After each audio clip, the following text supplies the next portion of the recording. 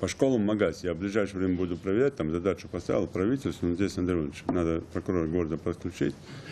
Почему детей, которые живут возле школ, школу не принимают, но при этом в школе учатся, в других населенных пунктах привозят? Но мы видим, да, каждый день там проходящие газели, там, привозящих детей, машины заходящие, выходящие. Это проверить 5 секунд. Это раз. Второе, я запретил временную регистрацию делать в МАГАСе. Это два. Нет, это два. Это, я же говорю, это комплексная проверка.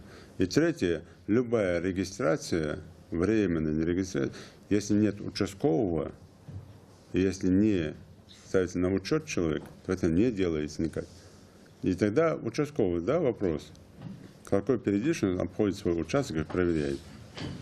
И еще дальше, у нас есть еще комитеты по делам молодежи, социальные отделы, куча всего, которые проверяют этих детей, в том числе родительский комитет школы.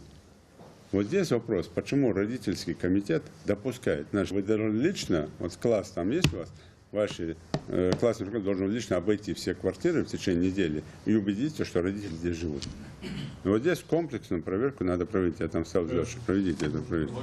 И в классах, где должны учиться там, по 22 человека, по 36, по 42. Ну, это как может быть такое? Вот с населенных пунктов пускай 1500 мест будет, но не так, что живущий здесь, он возит туда в школу, а те сел везут сюда. Так не должно быть. Я про это говорю. Разберитесь с этим вопросом, изучите.